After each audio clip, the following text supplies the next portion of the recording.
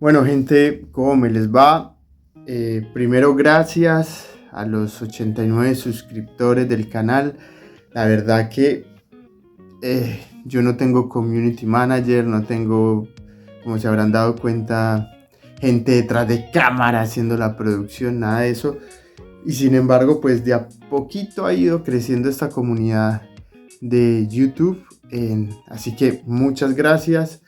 Eh, a las personas que se quieran sumar, pues que se sumen, a las que no, no pasa nada. Esto es simplemente compartir algunas reflexiones y contenidos, hablar temas, ¿no?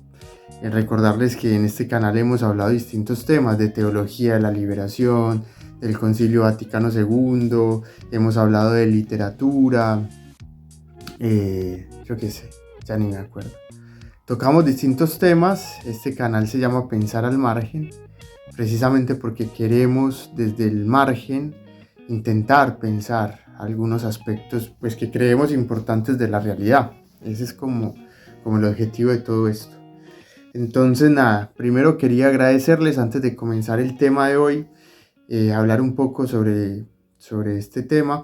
Y lo otro, recordar que son temas provocadores, significa que acá nadie tiene la verdad, pero sí se tocan temas que por ahí a ustedes les va a seguir dando vueltas en la cabeza. Está bueno que lo investiguen, que lo hablen, que lo consulten. Y bueno, eso también se trata de pensar al margen, ¿no? De ser una provocación. Así que, sin más, pasemos al tema de hoy. Bueno, el tema de hoy es un tema muy interesante. Es San Francisco de Asís, como se le conoce, o Francisco de Asís, o Francisco di Bernardone, o Giovanni di Bernardoni, Juan de Bernardoni, ¿no? En italiano, como en un primer momento quisieron ponerle a Francisco. Pero más allá de los nombres y más allá de hablar de la biografía de un santo que es muy querido y muy recordado en el cristianismo, y no solo en el cristianismo, sino también en otras religiones, como en la religión islámica, por ejemplo, y también dentro de, vamos a decir, el mundo protestante, dentro de la religión cristiana, ¿cierto?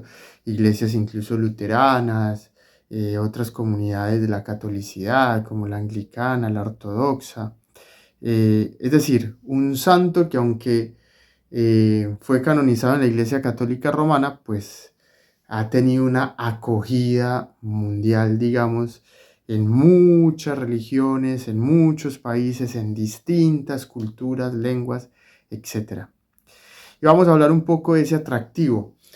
Esto lo voy a decir de entrada, no esperemos que, o sea, no vamos a hablar acá en términos de una biografía más del santo, sino que acá nos interesa, como hacemos en Pensar al Margen, ir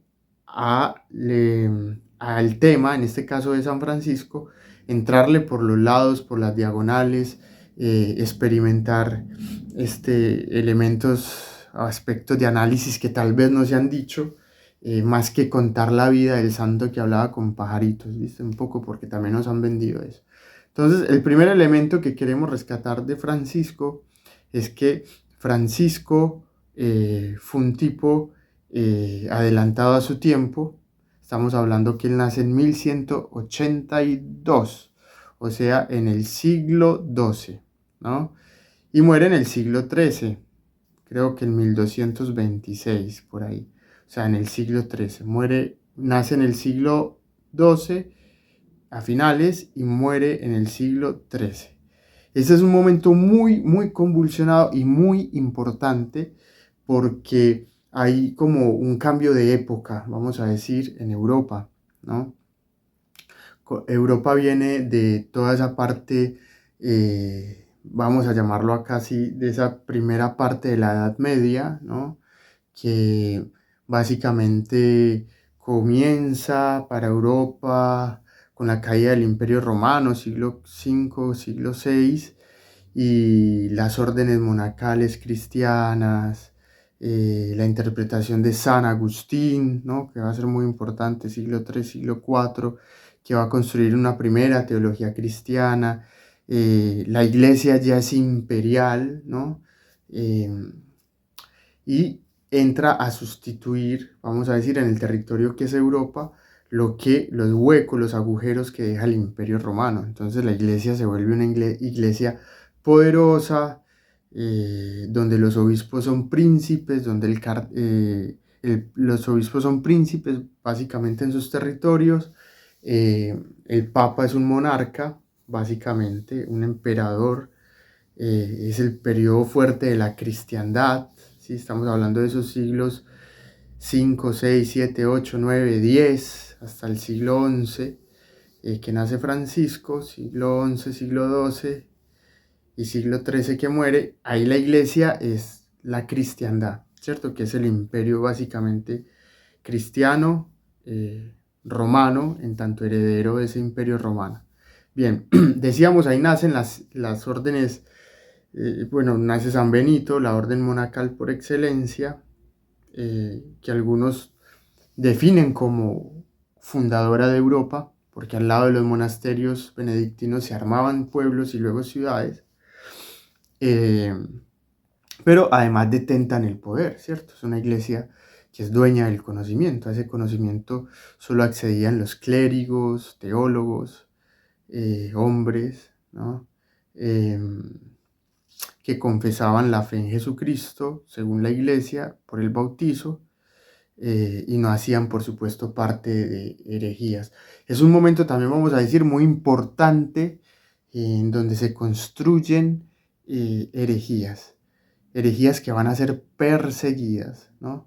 Vamos a tener el arrianismo, por ejemplo, en los primeros siglos, siglo II, siglo III, ¿cierto? Los maniqueos, que si bien es una corriente pagana, va a influenciar en algo bastante, más que en algo bastante, en el cristianismo, ¿sí? Va a haber toda una discusión sobre el dogma de la Trinidad, que es fundamental. Si uno lo mira como un dispositivo de poder, va a ser fundamental para lograr una justificación de la divinidad de Jesús, con ese Dios un poco abstracto de la teología y heredado del Antiguo Testamento del judaísmo, y que el cristianismo va a reinterpretar a partir de Jesús, y cómo entre los dos está el Espíritu Santo, una figura ahí más de la especulación racional. Va entonces a nacer la neumatología, aunque como neumatología va a ser siglo después, o sea, el estudio del espíritu dentro de la teología, del Espíritu Santo. Ya hay visos, sobre todo con los padres de Oriente, los llamados capadocios, Gregorio Nacianceno y estos, sobre tratados y especulaciones sobre lo que es el Espíritu Santo. ¿Qué quiero decir?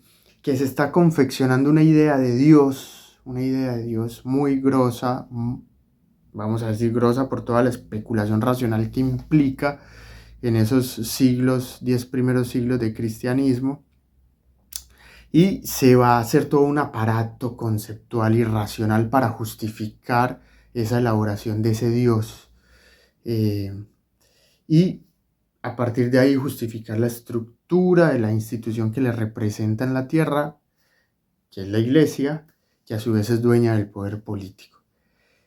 Eso que se demora siglos en parir, ¿cierto? Y que implica persecuciones de quien pensaron diferente, que implica persecuciones de desertores, que implica la construcción de ejércitos y la pelea con culturas que no son cristianas. O sea, eso que implica guerra, sangre también, implicó mucha tinta, especulación racional y teología, que implicó también relecturas muy profundas del pensamiento griego para armar todo ese andamiaje conceptual. Todo eso es muy importante porque va a ir formándose, insisto, hasta el nacimiento de Francisco y la época que le tocó vivir a Francisco de Asís, ¿no? Este primer momento, vamos a grabarlo así, es muy importante. Hay una invención de la idea y del concepto y de la estructura de un Dios justificado desde la figura de Jesús, una divinización de Jesús, la construcción de dogmas, verdades de fe que son intocables, no, ni piensen que eso se puede pensar, es así y ya está. Hay una estructura de poder religioso y política, hay, digamos, una estructuración de esas sociedades en Europa, y a eso es lo que va a llegar Francisco. Francisco es hijo de esto, o sea, Francisco nace en medio de esa realidad, ¿no? A finales del siglo XII y en los primeros 30 años del siglo XIII, que es básicamente los que él vive con más fuerza. Esto lo vamos a retener. Francisco entonces es hijo de una familia burguesa, vamos a decir. Y digo vamos a decir porque en ese momento todavía está el feudalismo, ¿sí? Hay digamos una transición. Hay justamente esos siglos, siglo XII, XIII, es una transición del sistema comercial europeo, vamos a decirlo así. Me explico. Están haciendo la moneda, o al menos la transacción de bienes con monedas.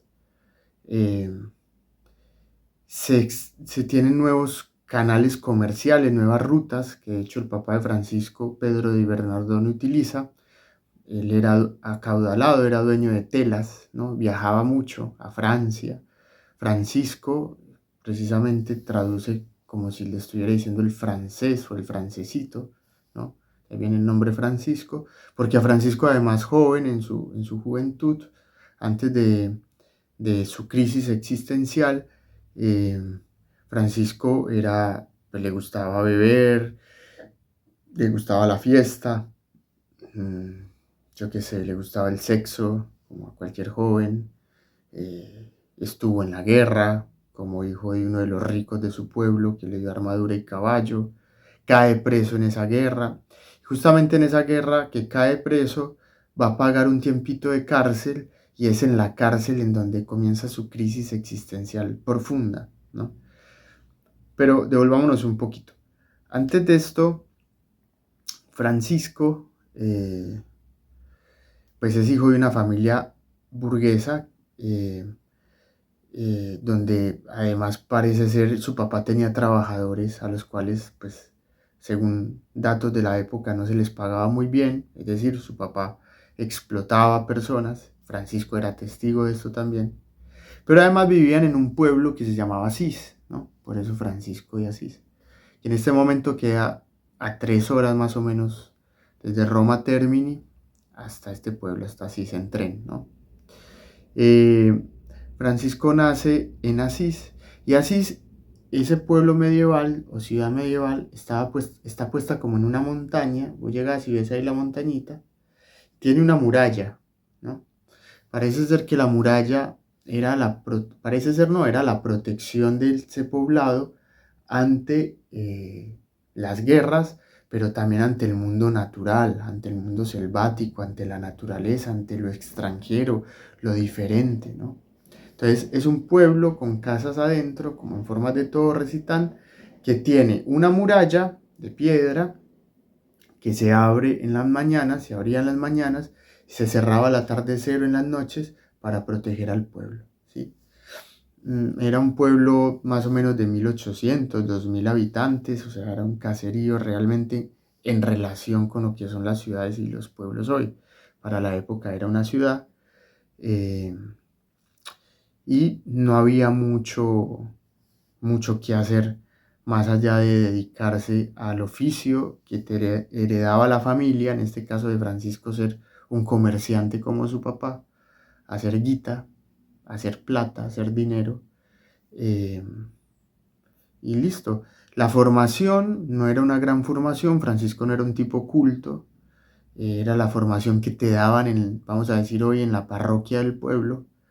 Por ahí te enseñaban algo de latín, ¿sí? A leer textos, algunos textos religiosos, y ya está, ¿no? No es que hubiese un cultivo en las bellas artes, o Francisco hubiese tenido acceso a manuscritos y a textos antiguos, o a la academia, no, nada de eso. Francisco, uno de sus agujeros en la vida fue su formación cultural, entendida como una formación académica o intelectual, y, digamos, no tiene acceso a las bellas artes ni a esto, más que la intuición y las fiestas y su forma de ser que parece pues era muy extrovertida y amiguero, ¿no? Eh,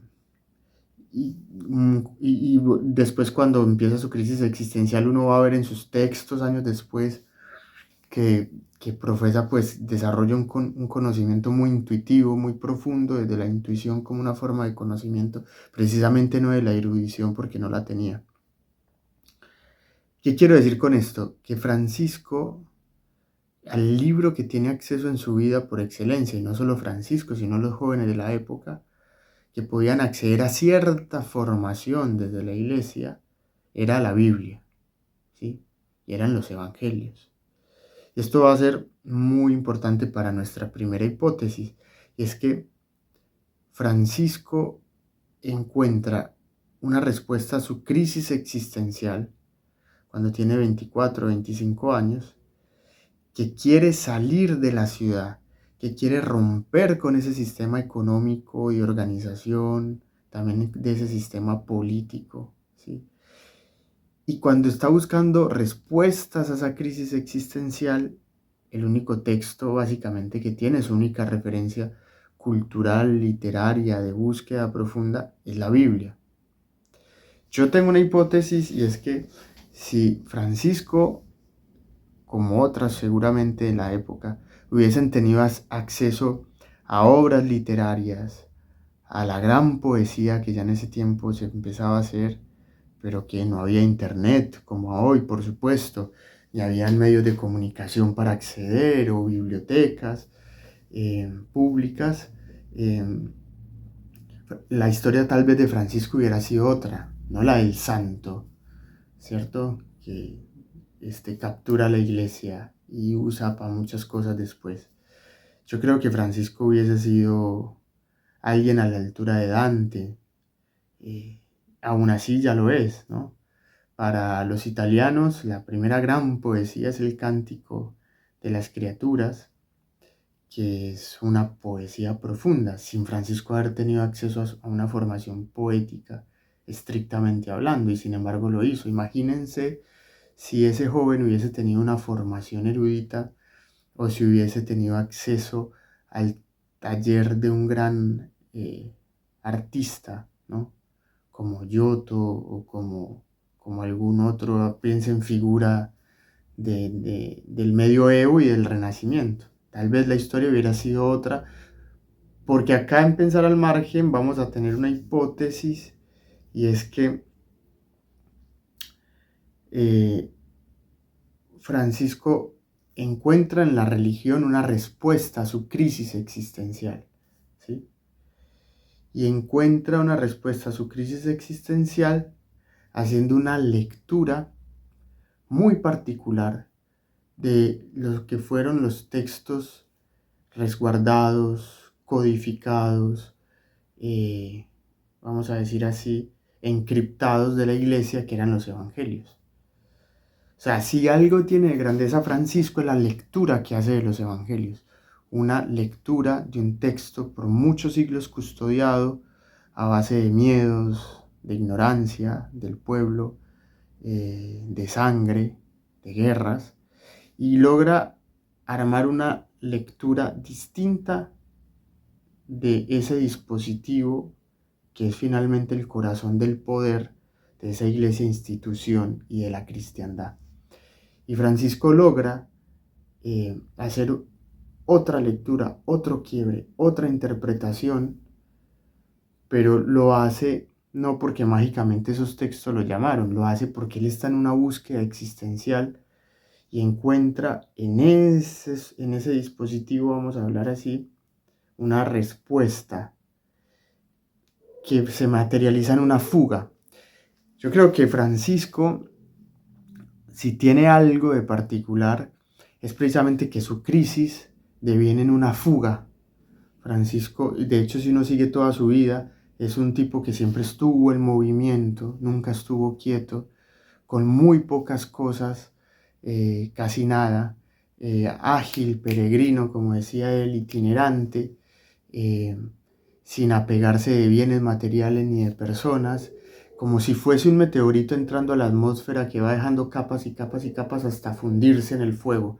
Esa es la vida de Francisco, una fuga, y esa fuga logra hacerla a partir de esa lectura diagonal y en fuga que hace estos textos sagrados, en los cuales se encuentra una respuesta a su vida, que después va a ser visto precisamente con sospecha con la iglesia, con el poder, eh, con el cual él no le interesa reñir, por esta en otra, eh, y medio que se hace el bobo, se hace el loco, deja que lo llamen loco, pero él está en una búsqueda existencial muy profunda, repito, donde encuentra una correspondencia con ese dispositivo de evangelios y con el personaje allí que es Jesús, ¿no?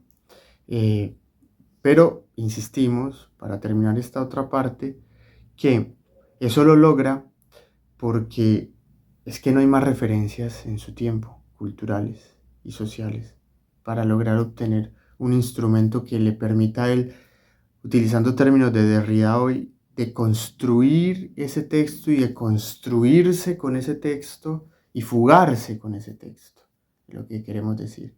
Otro hubiese sido la historia, insistimos, si tal vez hubiese tenido acceso a formación, a un taller de un maestro, o otro tipo de artes. Pero bueno, esto fue lo que tuvo a la mano y con eso se deconstruyó y con eso armó su fuga. Vamos a retener esto también. Esto es muy importante. Francisco tiene su crisis existencial y comienza esas búsquedas profundas de las que hablábamos hace un ratito, ya grande, o sea, 24, 25 años. No es un pibe, no es un peladito, no es un chico, no es un adolescente. Es un joven, ¿no? Un joven camino a la adultez de a poco.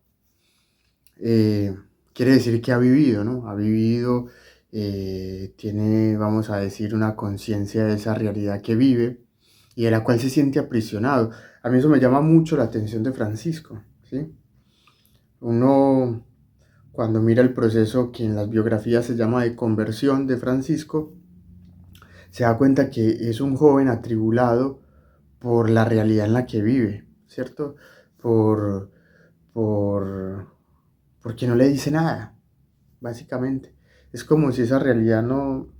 Sí, hablo de realidad, quiero decir, del sistema económico, la organización política, la organización religiosa, nada, no, nada le dicen nada. Hay como un periodo incluso como de nihilismo en Francisco, antes de su encuentro profundo y hallar el sentido en estos textos de los evangelios, eh, hay un periodo oscuro, ¿no? Natural a las crisis profundas, de quien no ha tenido esas crisis existenciales, ¿cierto? Eh, pero es interesante porque, recordemos, Francisco es el hijo de un burgués y lo tiene todo, materialmente Francisco lo tiene todo, tiene caballo, tiene plata, puede viajar a donde le dé la gana, la mamá lo mima, lo cuida, tiene amigos a los que invita a farrear, o sea, a irse de fiesta, de juerga, seguramente pues porque cuidan esas biografías de, viste, cuando se vuelven santos, pero seguramente tuvo novias o novios, vaya uno a saber. Es decir, vivía. Pero llega un momento en que eso no le dice absolutamente nada. Y hay como pues lo que decíamos, una suerte de nihilismo, una cosa oscura que no tiene forma y que empieza a encontrar, y acá, viste esta palabra que decíamos que es importante, empieza a, más que a encontrar, empieza a desear la fuga, ¿sí?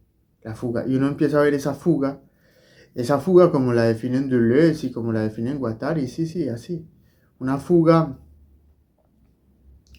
que uno la empieza a ver en Francisco que de pronto vive todavía en Asís, pero se escapa al campo, se va y sale de las murallas, se va a la naturaleza solo.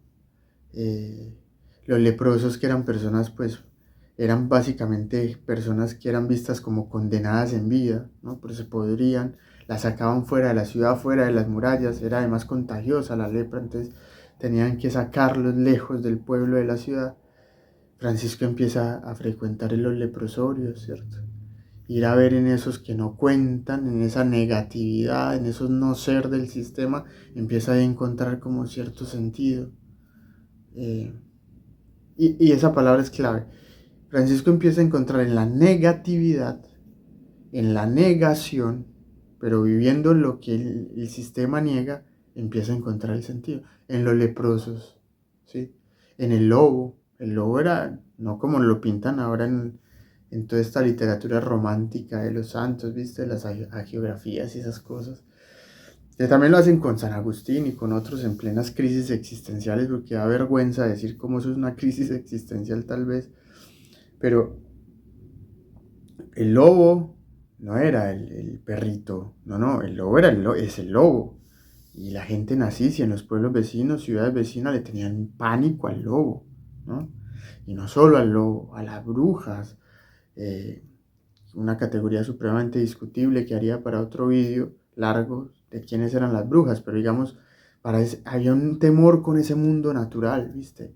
Se creía que había energías, fuerzas en ese mundo natural eh, que eran mal vistas por la religión y formaban hacia la gente. Y Francisco es hijo de esa formación, o sea, tuvo que tener ese miedo. Entonces, lo que quiero decir es que en esa crisis, cuando encuentran la negación en la negatividad, el sentido, tiene que también romper su cabeza y replantear los códigos y sus esquemas para darse cuenta que en el bosque oscuro no hay una energía mala ni fuerzas naturales que quieren, yo qué sé, hacerle daño al hombre, sino que en eso aparentemente malo, que el sistema le ha enseñado que es malo, hay cosas buenas, es buena. Y que el lobo, que es un depredador, si se tiene cuidado y se sabe tratar, también es bueno. Y que en el leproso, que es el negado del sistema, que el sistema ha hecho mierda y lo botó de la ciudad y no cuentan, el no humano, es también un humano. ¿Ah? Y que en las personas que no tienen dinero, no son ricas, son los pobres, y también viven afuera, en villitas, afuera de estas ciudades, también son personas. Aún más, encuentra que de las ruinas puede construir cosas. Entonces es muy loco porque ahí lo que hablábamos de ese conocimiento intuitivo le sirve un montón para buscar su propio sentido. Y cuando todo esto lo encuentra en un texto, que hoy diríamos tuvo que haber sido proporcional a ver una película hoy día, a escuchar una canción hoy día en Spotify, a escuchar una charla TED hoy día en Spotify o en YouTube, ponele, se encuentra con ese dispositivo, esos textos, con este personaje de Jesús y encuentra ahí correspondencia. Entonces descubre además un sentido profundo, porque además le han enseñado que ese texto, toda su vida se lo enseñaron, es un texto sagrado, ¿no? Entonces mucho más sentido va a encontrar ahí. El sentido para fugarse. Lo que va a pasar después es que Francisco se fuga de su casa, se va, renuncia a todo, hoy diríamos manda toda la mierda y se va a hacer libre, lo que él define como libertad. Ahora esa libertad es una fuga, es una renuncia a ese sistema económico, político y religioso que deja atrás en las murallas de esa ciudad y se va a la naturaleza, al campo, a hacer otra cosa que no sabe exactamente qué. Esa fuga que uno ve así y románticamente diría, oh, qué bello, es muy difícil y es muy complicada. Diríamos hoy, pero también lo fue para él, ¿no? Y es complicada porque siempre nos enseñaron, no, sí, la iglesia lo acogió, le dio besitos y fue, no. Por mucho tiempo Francisco y cuando llegan los primeros discípulos de él, sus primeros amigos y amigas, como Clara, a ser parte de este movimiento, la iglesia los empieza a ver como sospechosos, porque habían movimientos así en otros lugares de Europa, que estos sí se iban lanza en ristre en contra de la iglesia y del poder de la iglesia y de todo este concepto de Dios que construyó esa iglesia para justificar su poder y ser sucesora del Imperio Romano. Entonces a Francisco lo empiezan a ver como sospechoso, muy sospechoso. Entonces no comienza una buena relación con la iglesia. Hay una relación tensa, que él sabe manejar muy bien, eso es otra cosa. Es un tipo que a pesar de no tener una formación erudita, ni intelectual, ni artística, es un genio de la intuición y se sabe manejar muy bien. Y sabe manejar muy bien estas relaciones con la iglesia. Y moverse ahí en una suerte de cuerda entre fugarse y mantener cierto equilibrio para vencer la sospecha de esa iglesia, fugarse y estar ahí. Y solo él logra mantenerlo, porque finalmente cuando muere en 1226, inmediatamente la iglesia lo canoniza, lo vuelve santo, es una de las canonizaciones más rápidas, lo mete en una basílica que arma con su nombre, cuando él había renunciado a todas estas cosas, y es como si esa fuga la hubiera capturado, y no solo la captura, sino que a los primeros hermanos, a los discípulos de él, que se llaman frailes, que viene de frater, del latín, que significa hermanos, y viene la raíz fratello en italiano. Estos primeros seguidores, la iglesia también les ofrece un montón de bienes y cosas y captura la fuga de ellos y los utiliza, perdón, los utiliza para capturar otras fugas, sí, ya heréticas, condenadas por la iglesia, pero a ver qué puede arrastrar de ahí o prevenirlas, utilizando esta fuga controlada de lo que ya serán los franciscanos, ¿no? Eso es bien interesante, es grosso modo, pero habría mucho para pensar ahí porque lo que viene después es doblemente interesante, ¿no? Vienen pensadores de la talla de Guillermo de Ockham, ¿no? De Juan de Unscoto, también de otro lado de San Buenaventura, de Bacon, bueno, etc. Que básicamente van a inaugurar una modernidad, la protomodernidad, en términos filosóficos, también ya culturales, y teológicos, en fin, en muchas cosas. Pero bueno, eso ya es tema, eso sería otro tema. Pero bueno, concentrémonos en Francisco y en esta fuga que fue, utilizando un término de Deleuze, reterritorializada por la iglesia una vez muere y utilizada hasta hoy para evitar, para que no le rompa su estructura y no cree otras fugas. Porque ya sabemos qué pasa con las fugas, ¿no? Está el ejemplo 3 siglos después de Martín Lutero, que también sería otro tema. Pero bueno, esta fuga de Francisco se logra controlar, al menos con su muerte y con otras estrategias que vendrán después sobre sus seguidores y seguidoras. Bueno, espero les haya gustado, grosso modo. Ahí tiré muchas cosas provocadoras para pensar la figura de Francisco de Asís. Hoy sigue siendo muy interesante.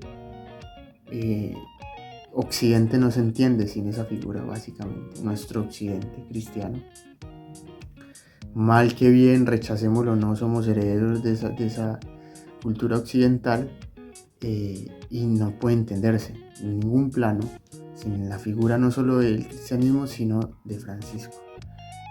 Bien, dejamos hasta ahí. Gracias por seguirnos, suscríbete si quieres, si no, no pasa nada y hasta un próximo video.